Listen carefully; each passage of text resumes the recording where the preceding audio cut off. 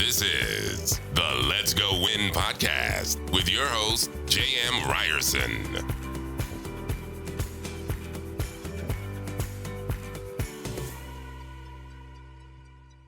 What is happening, you guys? Welcome back to the Let's Go Win podcast. I'm so excited today because you get to hear somebody completely has an interesting background. I can't wait to hear myself. The Omnipreneurial Psychologist, speaker, and mentor, Hema Vyas, guides the path to commercial success, evolutionary and inclusive leadership, well-being, and positive impact for independents, startups, corporates, and diverse global audiences.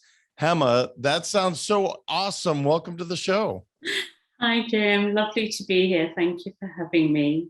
Well, it is lovely to have you here. I'm excited. Thanks for coming in. I know you're a little later over in London, but I can't wait to hear. Tell me what omnipreneurial, just because I see that you don't see that very often. What in the world does that mean? Kind of give me how you got to this point. Yeah, absolutely. So I think omnipreneurial is sort of, very much about the entrepreneurial journey, in terms of business and success and commercialization. But it's also about, taking into account people and taking into account the planet. So that it's about all three things in one: people, their purpose, so that we have this sense of meaning, and the planet. And for me, that's really, my journey has led me to really understand people, but to understand the interconnectedness of people and to understand the interconnectedness of all living organisms. And we are not going to survive as a species if we're not taking care of the people who are running the businesses, if we're not taking care of the planet while we're taking care of business, while we're taking care of profit. And so while I understand profit and success is a huge driver for a lot of people, I'm here to help organizations, startups, and individuals to really, really leverage the people aspect and to leverage the heart element, and bringing heart back into the kind of workspace and into business, and how we do that in a way that protects our planet. Why is the planet so important to you, other than, of course, it's where we live as a species and we're here, we want it to be here for future generations? But was there always this desire since you've been a child to take care of the planet? Or is this something that you've really become aware of as you have watched the world change and grow? And so quickly we just continue to evolve as a species. Has it always been there for you, Hema? I think so. So one of my very early memories, if I can share, is, being really young and thinking, okay, well, I know that there's a sky above and I can see that, and it changes because you get the night sky and you get the different skies and the clouds, etc. But I always used to think, well, what's beyond that? And so there was always this interest that there was something more. But also my background is very much Ayurvedic. And so Ayurveda takes into account all elements, that we're all made up of elements. And it's just a different constitution that makes up the different aspects that we experience in this planet. And so there was always this sense of we are a part of nature and nature is a part of us. We are part of the planet and the planet is part of us. And when we really, really understand that, and as we see things that have been happening, a lot of businesses, a lot of decisions have been made from our own survival, that we've forgotten about the fact that, we cannot survive if the species around us are not surviving as well. So I think there's always been that interest. I grew up sort of vegetarian, and of course, that's become so popular now. But even as a child, it was an instinct. It wasn't something that was enforced on me. It was just an instinct that, it wasn't something that I wanted to do, to be eating animals. And, so I think it's deep inside of me, but it's definitely evolved as time has gone by. Yeah, I never thought of it that way, but it's true as a vegetarian. I mean, really, your food is now coming 100% directly from the earth, right? So Exactly. that makes sense. You mentioned the heart, and I know that you talk about the power of the heart. I'm even touching my heart as I say it because it's very, very important to me. I teach on vulnerability. So I would love to hear, when it comes to business and you hear heart, a Mhm. lot of times that doesn't go hand in hand. So tell me the power of the heart and where you have really been able to guide and help so many people show their heart and show a way to thrive and succeed by being open with their heart. Absolutely. So, with the hard energy, it's understanding that it's not just about emotions. It's not just about, falling in love and those sort of things that we associate with the love, with the heart. The heart is very much a very, very strong muscle. And for a very long time, we've neglected it. But what I was doing was, while I was working with individuals, I was sort of recognizing that the more they were struggling with all areas of their life, that it came back to the parts of their hearts that were closed down. And as they started opening up their heart space, as they started clearing out a lot of old wounds and trauma and different memories that didn't serve them in their life, they started succeeding in every area of their life, especially business. And it was so effortless and it was so natural and it was so effective that something that I've always sort of felt very strongly, when everybody talks about the brain and everybody talks about logic and reason and facts and figures, I was always super intuitive. And so the heart was a natural kind of, go-to for me. And when I started working with the heart energy and really, really leveraging it in terms of, helping people open up their hearts, initially it was mainly to deal with trauma. Initially it was mainly to deal with stuff that they were going through personally. But the knock-on effect was so, so obvious and clear. And intuitively, I think I always knew that. But until I saw it, consistently with my clients, I wasn't able to really, really bring it into the business side of things. It was something I was always really interested in. But now I can see that businesses are becoming much more open. Like you say, you talk about vulnerability. And more businesses are recognizing the importance of these qualities: authenticity, trust, communication, vulnerability, truth. These are all qualities of the heart. And I think we have to know ourselves and we have to know our hearts in order to be able to truly emanate these qualities. And if we're emanating these qualities, I think we're going to have much more successful lives and businesses. And it's something that I see consistently. Yeah. And so often you hear people say that, oh, that's more a matter of the heart, or that's more a matter of the head or the brain. And what I'm hearing is that there's not a distinct separation between the two. In fact, they are linked. And you say the word heart energy, which I haven't really heard that terminology specific to the heart. So just so we're clear, they are linked, the brain and the heart, and I'm guessing even the gut, but they are all linked together. Does that make sense what I'm saying? Is that accurate? Absolutely. From my perspective, I would say so. They discovered that the heart has a little brain, and the gut has a little brain, and so the brain, we know, has that brain. And if you look at a fetus and how it grows, it's sort of, the heart grows and then it sends messages and it grows the brain, it grows the gut. And so there's a communication that's going on all the time. Every aspect of us is connected and there is no distinction.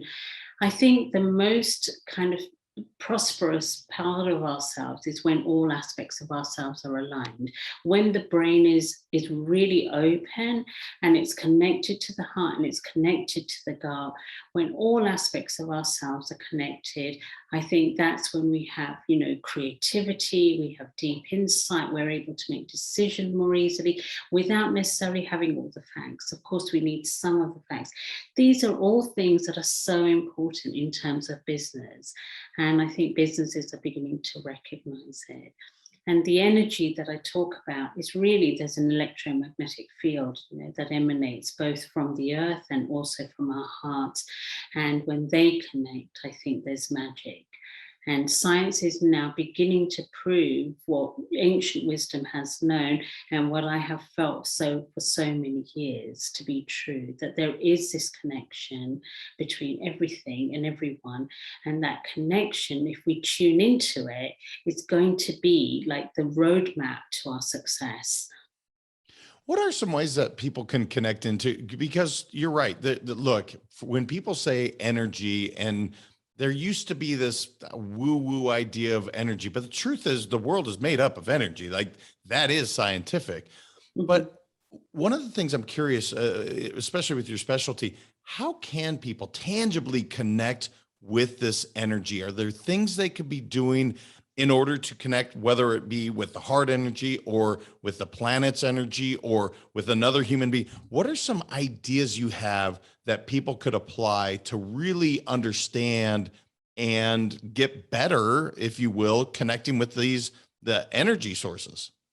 Oh, absolutely. Great question. So there's so many things, but I think the thing that I'd like to focus on is really personal development. I think that, it's absolutely essential. Once upon a time, it was something that, was an add-on with businesses and individuals. It was something they did if they really hit crisis point, or it's something that they did, when there was nowhere else to go. And I'd love to invite people to now begin to recognize it's so, so essential. If we want to genuinely prosper, to be genuinely happy, to genuinely find our path and our purpose, then I think that we have to be able to really truly connect with who we are. And that means developing who we are. That means developing self-awareness. It means having that ability to inner reflect. And, a lot of people are like, well, like you said, energy, woo-woo. These are not woo-woo concepts. These are real tangible concepts if people only understood them. It's like oxygen. We know it exists. We can't see it, we can't even feel it, but we know when it's not there. And I think it's the same with heart energy. And I think the more we know ourselves, the more time we take to actually develop ourselves, to really develop the ability to self-reflect on all aspects of our life, the more likely it is we're going to connect to our hearts. So some of the more tangible ways of doing that would be, for example, journaling, would be like meditation.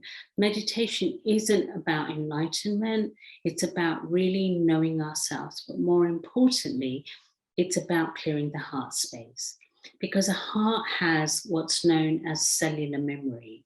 And when the heart holds on to certain memories, and I think the memories are not just our own, I think it's society's memories, it's cultural memories, it's ancestral memories. So we have a lot of conditioning that's limiting us. And so when we do things like really deeply reflect, when we do things like meditate, really taking walks in nature, not just going out for a walk in order to have a fit and healthy heart or a fit and healthy body, but to really connect with nature, to stop and see that it's a living organism. When you see the trees, the grass, the birds, the insects, when you see life that is around in nature, and you really take time to connect, it opens up your heart space, because any electromagnetic field that reaches another living organism that has an electromagnetic field emanating from it opens up and really allows us to release a lot of cellular memory that doesn't serve us, and create space for an expansion of the heart, which is where real authenticity, creativity, etc. exists. Yeah, I'm so curious. Being a psychologist, I wouldn't imagine you're going initially to school thinking, "Man, I'm really going to get into this heart thing, and this is where my path is going to lead me to." I mean, I think of psychology, of course. I think brain, I think nerves, I think all these other, and obviously you get into trauma and some of those things. But where did it come into play for you, where you were like, "Oh my gosh, I really have to focus on more than just the brain. We are going to deal with some real human emotions, the heart." Where did that come about where you were like, this is like the profound moment. I know my purpose, my path. As you're talking to us, you clearly have found that for yourself. Mhm. Yeah, so a number of things. Believe it or not, I did go into college and university thinking that I would be kind of working on the heart. Really?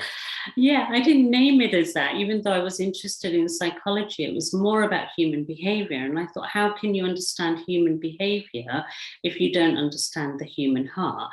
And no matter how many books I looked at and journals I read and all the things that I read about psychology, none of it pointed to the heart. And I was a bit confused because I was like, well, you're missing a really obvious point here. And, even spiritual books, when I got into spirituality, and it was only when I started really reading, like the sort of the real spiritual Sufi books that I started hearing about the heart as a real concept. And it was like, oh my God, I love it. And so that's when I really, really fell in love with the heart and really sort of wrote my own book, which is hopefully going to be released soon. And because there was a real sense of, the world needs this and the world needs this understanding, because clearly they don't have it. But I was still sort of formulating my own kind of experiences. But simultaneously, while I was very young, about 14, 15 years old, I had a car accident. So I got knocked down by a car and I had an out-of-body experience. And it was in that moment that there was such clarity. I always knew it. It's something I grew up with. I'm Hindu, I'm Indian by sort of my origins. But I had a real life experience of stepping out of my body, and my consciousness, continued. So my body was there on the floor, on the ground, lying, waiting for an ambulance to arrive, while my consciousness, and I can only say it was my heart, because I was very cognizant and very aware of the feelings. I was very cognizant of, following my friends, trying to find them to get them to come back and find where I was. They'd walked off because we'd gone separate ways. And of course, they couldn't hear me. And I was like, I don't understand why they can't get me. And then, of course, I stepped back into my body. And after that, there was no convincing me otherwise. When I tried to speak to lecturers at university and saying, but the mind body are connected and it exists beyond the body. And they were like, no, that's not what science says. And that's not what psychology says. The psychology is all about the brain. And I was like, well, it's really not, because my brain was in my head and my heart was in my head and my body was on the floor, but some part of me was somewhere else. But that part of me I remembered. And that part of me, I remember the feeling of being really struck by the fact that my friends couldn't hear me and being hurt. And so that was the moment, I think unconsciously, I realized that my heart was very much involved, not just my head. Has it been more accepted now? Because again, I have a background in psychology as well, but I certainly didn't experience, as you said, it was all brain related, really.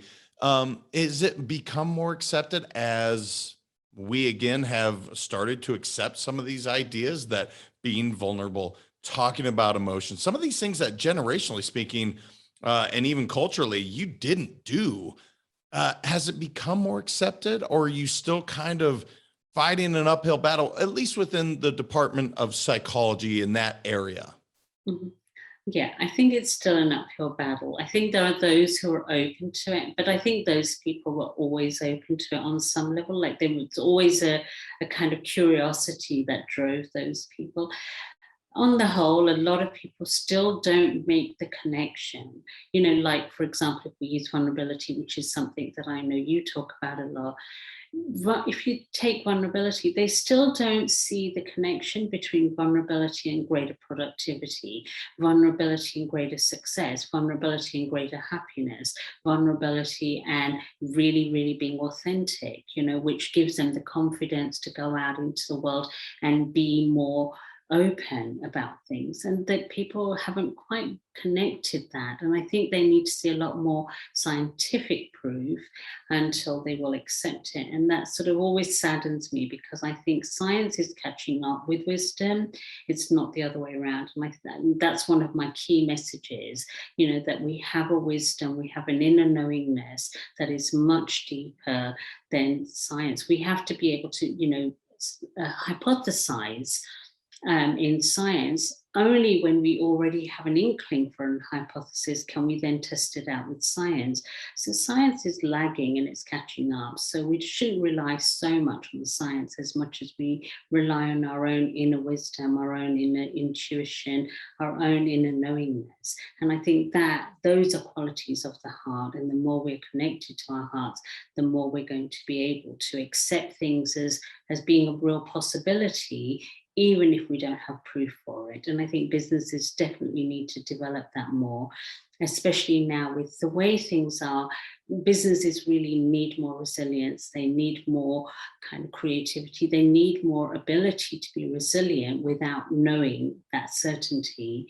And that comes from really developing the heart space, as far as I'm concerned. Yeah, and one of the things that I continue to hear you say is there's the truth, that word comes out, and transparency, and so truth, trust, transparency. Why is that so important? Especially again, if we focus on being a entrepreneur or an omnipreneur, why is that so important? Because I love this concept. I love the idea. Radical transparency is something that I certainly preach, which gets met with some resistance at times. But why is it so important? The truth, the trust, and transparency. Those are really, really important and beautiful qualities that we all should be developing. Because, when we talk about the heart, one of the things that I know for sure is that the heart picks up on all elements, and it picks up when something is not truthful, and it picks up on when something is hidden, when there's a hidden agenda, when there's a hidden meaning, when there's something not quite right. And if the heart picks up on it, then immediately what you're going to do is you're going to be creating blocks. You're going to be creating barriers between people, between teams, between projects, between departments, and between the business and the customer that it's there to serve. Because I do believe that people pick up on it. Now, the reason why a lot of people aren't tuning into it is because they're numbing it down. But that is what I think is creating a lot of chaos and a lot of unhappiness in the world. So if you look at, where we've got the less transparency there's been, the less trust there's been, the less truth there's been, the more people in society have struggled. So there's an increase in depression, disease, and all of these things.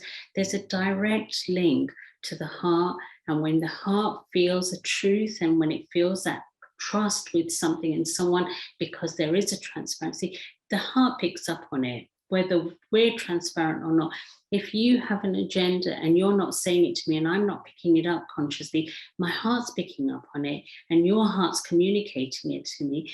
And so therefore there is going to be a consequence, and there's going to be a negative consequence in that we're not going to work as well together, and we're not going to flourish, and we're not going to make decisions that are not only in our own best interest, but in the best interest of the world that we're living in, i.e. other people and the planet at large.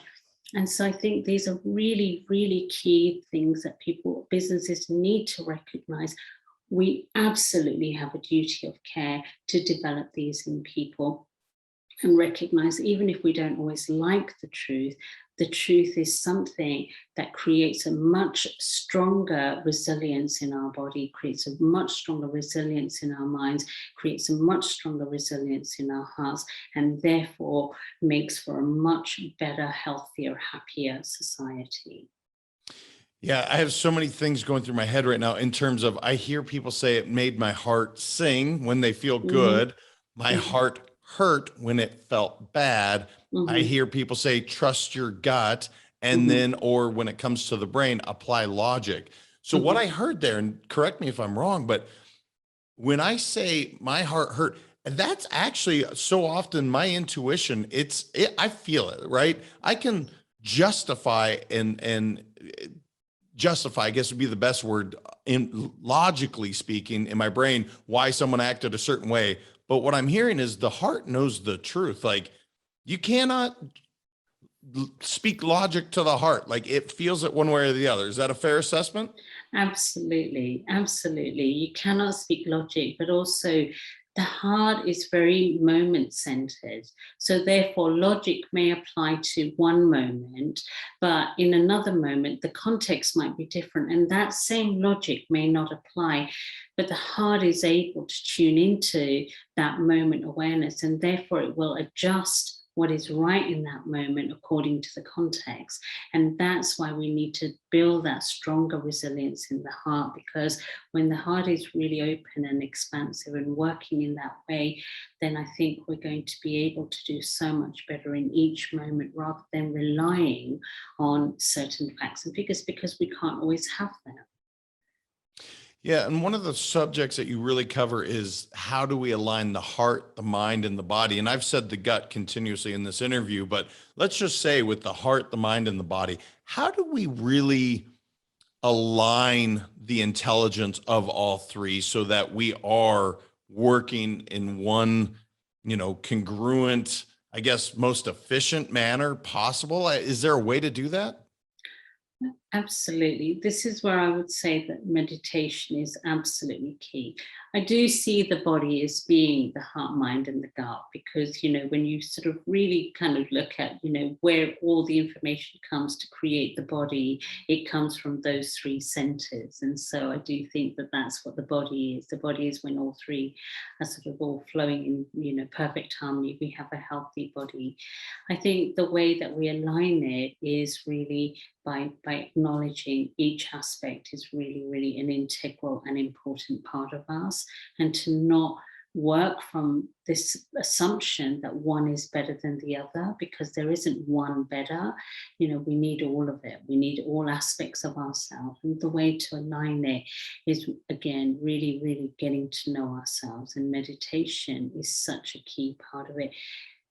Understanding what meditation is. Meditation is not about shutting out the mind. Meditation is actually learning to listen to your heart, because your heart will always guide you to what your gut's telling you. And when your gut is telling you when something is right, when something isn't right for you, emotionally speaking, it will also guide you to what it's telling you in terms of your mind. When your mindset is right, when your mindset is off key, when it's off balance, and how to bring it back into balance.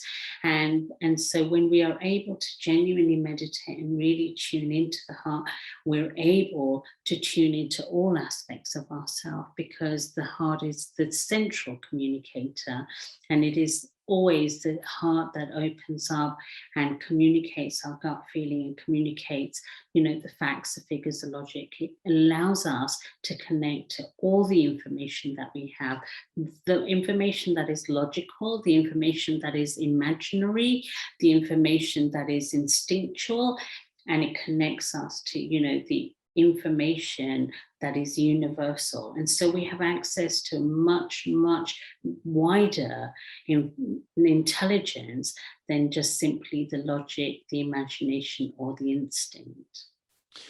And I really want to dive into meditation, because many of listeners, they've heard me talk about meditation, but again, it's come in and out of my life for 23 years.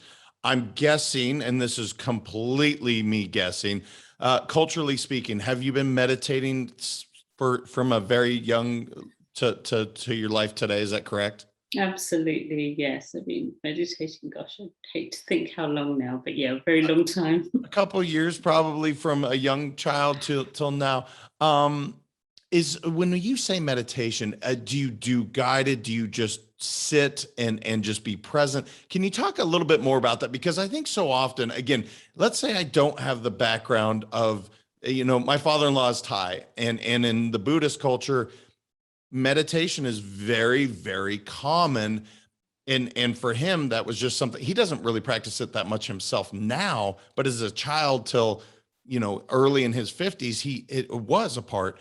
For me, it came into my life about 20 and has just become such a profound part of my life till today at 43.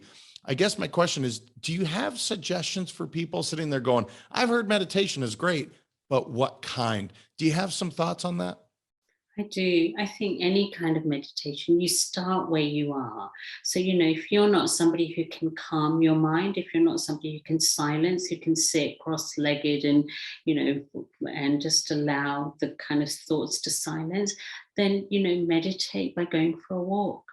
Meditation is really, really about listening to your heart. Meditation is really about sort of listening to a deeper truth and really listening to your own inner guidance, because we have an inner guidance. And so meditation isn't about shutting out the thoughts.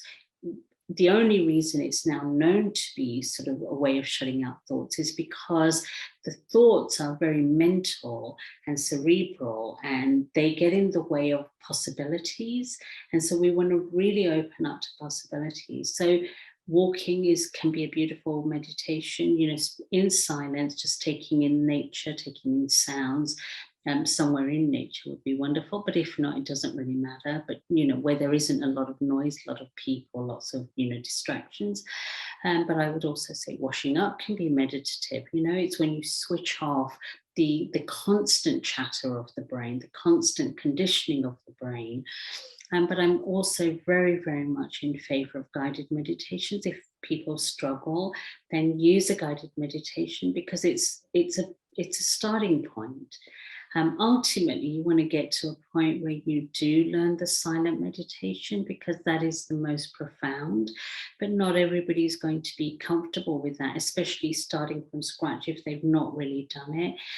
But I also teach, a particular kind of meditation, which I really love. And it's specifically for people who struggle with this sort of silent meditation. Some people are naturally inclined to go into silent meditation. I was definitely one of those people. But the one that I talk about is called Art of Fantasy. And it's how do we use our imagination to go into a meditative state and to connect to the heart and open up the heart center to really, really connect to that inner guidance and that inner knowingness. And so I think we can use all sorts of things. We can use our imagination. We can use anything that we have to hand. We can use, looking at a picture, staring at a flame, whatever works. Try different things and find what genuinely calms you, calms your monkey mind, calms that part of you that is constantly on the go, telling you what things should be like, how things should be, who you should be, as opposed to who you really are, what's really going on and what really needs to happen. All right, Mom. So if you're listening, you don't have to slow your mind down. It's okay. Go for a walk, get into that meditative state, look inside and just connect with the heart. I hope she is hearing this, because she would be my most challenging student. She's an amazing woman. But when it comes to meditation, I'm like, Mom, I love it. You'll love it. But that's such a thing for her. There's one more topic that you talk about that I really want to get into before we start wrapping things up. And that is, how do we do less and achieve more? Is there everything that we've talked about? Have we already answered that? Or is there something I'm missing here? Because I want to achieve more and do less. I'm in. Absolutely. And you know what? It's my wish for the world. It really is my wish. And if I go on and on and on about meditation, that's why. And if I go on about the heart, that's why. I think that we deserve that. I think that, we are meant to be living a life that is full of fun and balance. And, we should have time for family. We should have time for loved ones, for friends, for fun, for joy, for creativity, for doing things that we enjoy just because we enjoy it. The arts, the crafts, the music, whatever it might be. Life is not just about work and success and, status and money. Those sort of things that are very sort of Western way of being in the world, and we've all kind of acclimatized to it. And for me, I think, the way to do less and achieve more is when you are really, really in tune with your heart, life becomes an effortless flow. And it really, really does. That's what I have seen. So I'll give you an example. So when I first started out, sort of working as a therapist, everybody was saying to me, right, you've got to advertise and you've got to do this and you've got to do that and you've got to get articles out and, get some stuff in magazines and, get yourself out there.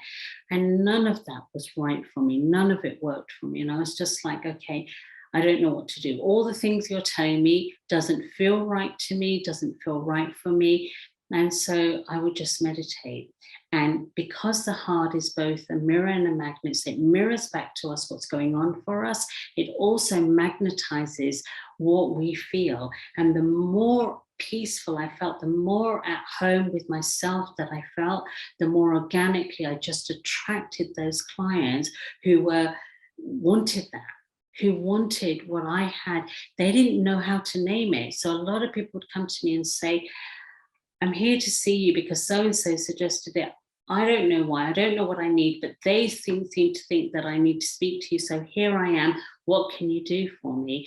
And I would say, well, just tell me a little bit about yourself and I'll tell you what I can do for you. And so that's how my journey started, even sort of getting my first corporate job. It was just because when I was meditating, I became that magnet because I knew what I felt and what I needed and what I wanted without knowing it. So it wasn't a conscious cerebral thing. It was just a feeling, knowing thing. And that became, I magnetized into my life. And that's how we do less and achieve more. By sitting and actually meditating, we think that we don't have time for it in our busy lives, but it's the one thing we can't afford not to have time for, because the more we do that, the more life opens up, time expands. Time isn't real, and we don't need to necessarily get into it. It is an illusion. And so when we meditate, time expands and everything becomes beautiful and it flows. Therefore, whatever we do doesn't feel like we're doing anything. We don't feel busy. We don't feel stressed. It just is a natural flow of life. And that's how we achieve so much more, by doing so little. Well, I mean, it makes sense. I mean, if you can't see her, guys, you can feel it. She is as calm as you can be. You are not going to rattle Hema's cage. It's just not going to happen, in my opinion. But yet, you mentioned a book is on the way. Mm-hmm. You're working with clients around the globe, Mm-hmm. and yet it's not like you're forcing anything, is what I'm hearing.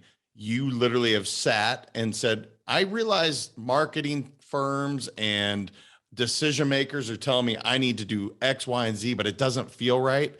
So I'm going to actually spend time myself. And it did work out extremely well, and sounds like has really brought abundance to your life. Is that a good synopsis? I'm trying to put it into words because you said it far more eloquently, but I'm trying to really simplify it to say you didn't force anything. You literally had the law of attraction work for you. Is that fair? Absolutely, absolutely. And it's more than the law of attraction, only because law of attraction, can be limiting in the sense that you have to sort of have a vision of what you want. And I'm saying it's going beyond that, not having a vision and just allowing that inner knowingness to guide you to what's genuinely going to make you happy, as opposed to thinking, well, if I have X, Y, and Z, I'll be happy. No, allow that knowingness to come from within you, because that's where real happiness lies. It's not in following the Joneses. It's not doing what everybody else is doing. It's doing what is meant for you, which is your purpose. But yeah, otherwise, great synopsis. I would say absolutely. It's about really using the power of the heart to bring into your life what is going to give you the greatest joy, the greatest ease, and the greatest balance in terms of the lifestyle that you choose. Well, it's fascinating. I will say it seems like a very stress-free way to live. You'd seem just as, through a screen, I can feel the energy. It's remarkable how calm and just, again, put together and yet so confident. It's amazing. So tell me, you said you have the book coming along. Hopefully, I think you said it's going to be published soon. Can you tell us a little bit more about it? Oh, yeah, well, I would love to. So, I have a publisher, but it's just a question of getting it finalized. And because I'm constantly adding, one of the omnipreneurship that sort of came to me in meditation. And I just love the concept and have run with it, created a program. So now I'm looking at adding little bits more to my book and sort of getting it out. But I don't have the final title. That's a bit, I'm still sort of, I've played with lots of different things. I'm sure when it's ready, the final title will come, but I would love to share it with you and your audience when the time is right, if that would be okay with you. Of course, we welcome it. We can't wait to hear more about it. I love hearing so much about the heart and what it's done for you and how you're helping others around the world doing it. So I can't wait. And how can our listeners connect with you online, Hema? Is there a good place for them to reach out and really see what else you're bringing to the world? Oh, absolutely. Thank you for that. So hemavyas.com is my website, so they can connect with me through my website. And I'm also really active on LinkedIn. So that's my preference in terms of social media. So if they want to connect with me, it's Hema Vyas. I'm based in London. Omnipreneurial Psychologist, the only one that's called that. So easy to find. Yeah, I didn't know that's why my first question, I didn't know what it was. Is there anything I didn't ask you that you're like, gosh darn it, JM, I need to share this with the audience? Is there anything you want to leave them with before we kind of wrap up? No, just my final message would be, that, by really, really bringing ourselves back into our heart space, we are going to be doing ourselves and the world a massive favor. That's been the imbalance that the world has experienced, and that's sort of, where we've thrived in so many ways. If we really, really want to prosper, then I think that we all sort of have a duty of care to really bring that heart energy and awareness to the heart energy. So, just take some time to reflect on who you are, where you want to be, and take some time to connect with your heart. Appreciate your heart, appreciate the hearts of others. We are all connected. Ultimately, we're all one. And sooner we really get to that point of recognizing that's a truth and not just a cliche, the sooner we are going to be living in a much, much better world. That's a beautiful message, and I hope people you listen to it a couple times, guys, because I think the world will 100% be in a better place if we follow Hema's lead on this. Hema, I really appreciate you being here, showing up the way you do. Thank you so much. I had a great time speaking with you. I did too, Jim. Thank you so much. Your questions were just great. I loved answering them and sharing with you. Thank you. Truly my pleasure. You guys, I mean, how cool is that? It's definitely not a subject you get to read about or see frequently, but it makes a lot of sense. Intuitively, our bodies are telling us what we want, what we need. We just have to listen to it. So I hope you guys liked it as much as I did. Hema did such an amazing job. Until next time, continue transcending life. We'll talk to you next week. Thank you so much for listening. If this content is delivering value to you, please make sure to subscribe, rate, and review us. That helps us build this community, and that is what we are all about. Building this community as big as we can, helping as many people as we can, and deliver as much value as possible. Be sure to head over to letsgowinpodcast.com for information on my coaching courses, and make sure to follow us on Facebook, Instagram, and LinkedIn at Let's Go Win 365. Let's go win and transcend in life. This is the Let's Go Win podcast with your host, J.M. Ryerson.